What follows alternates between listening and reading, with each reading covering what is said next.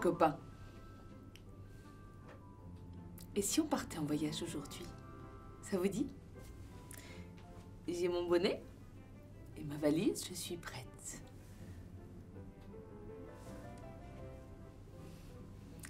Comment est-ce qu'on fait pour partir en voyage? On prépare une valise avec tout ce dont on a besoin à l'intérieur. On prend l'avion, la voiture et on va découvrir d'autres paysages, de nouvelles personnes. Ça, c'est la première façon. Il y a une deuxième façon. On part en voyage en imagination. On ferme les yeux. On s'imagine dans un autre endroit, un endroit inconnu.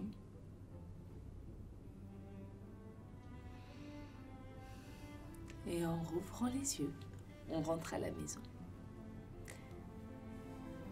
C'est cette méthode-là qu'on va utiliser tous ensemble aujourd'hui pour partir en voyage. À l'intérieur de ma valise se cache une histoire. À l'intérieur de ma valise se cache un voyage. On y va? Vous êtes prêts? Alors c'est parti. J'ouvre la valise.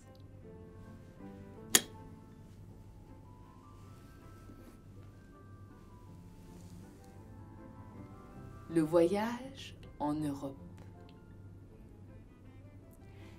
Il était une fois un petit garçon qui s'ennuyait. Alors que tout le monde était encore endormi, il décida d'aller explorer le grenier. Mais avant de monter à la grande échelle, il lui fallait prendre son écharpe et son bonnet. Car dans le grenier, il fait très froid.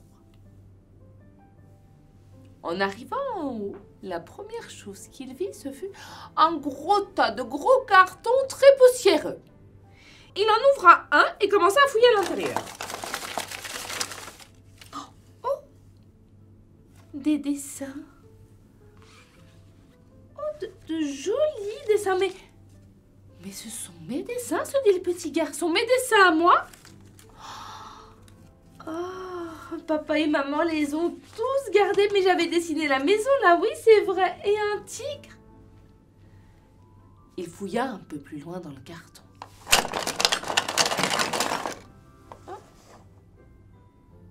En arrivant au fond, il sentit une chose ronde et lisse, une chose dure. Il sortit la chose du carton. Oh! Une sphère.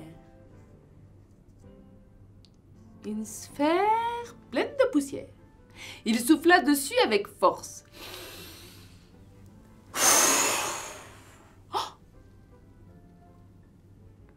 Un globe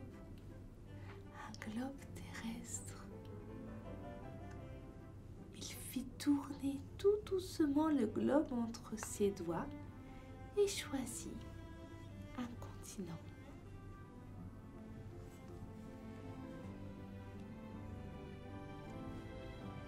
L'Europe.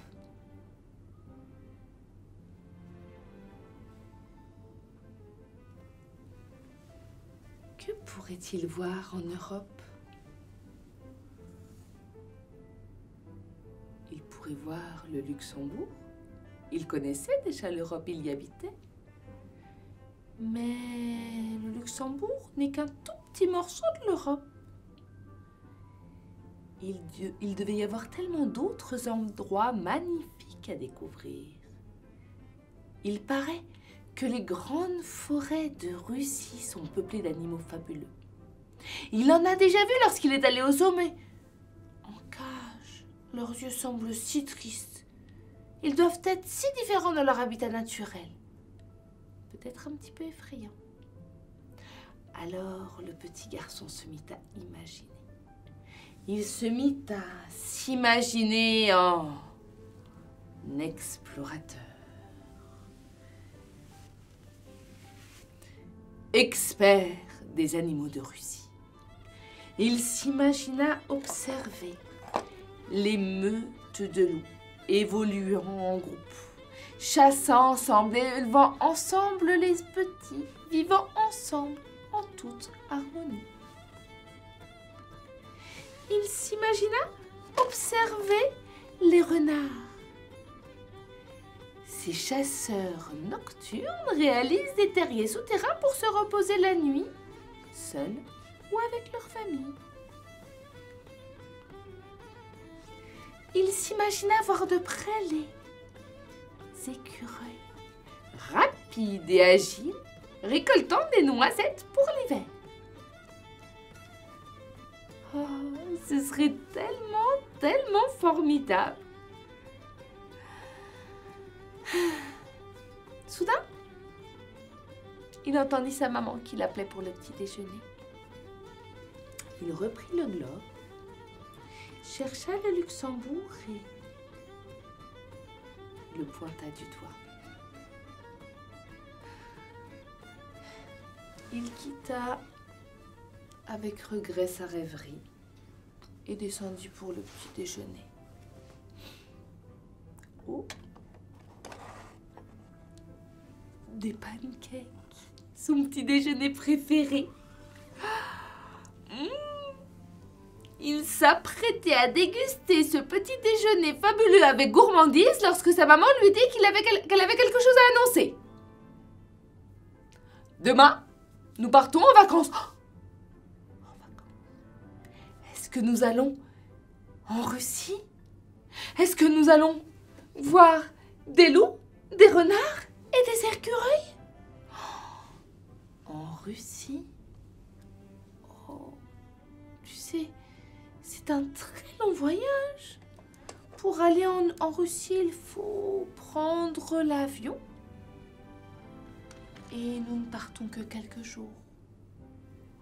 Oh oui, mais moi j'aimerais bien prendre un avion un jour. Peut-être une autre fois. Mais cette fois-ci, nous partirons en voiture. Et nous irons voir ta mamie à Paris. Ma mamie, rien que moi. Merci maman. Et dis, est-ce que tu crois que je pourrais lui parler de mon rêve? De mon rêve d'explorateur.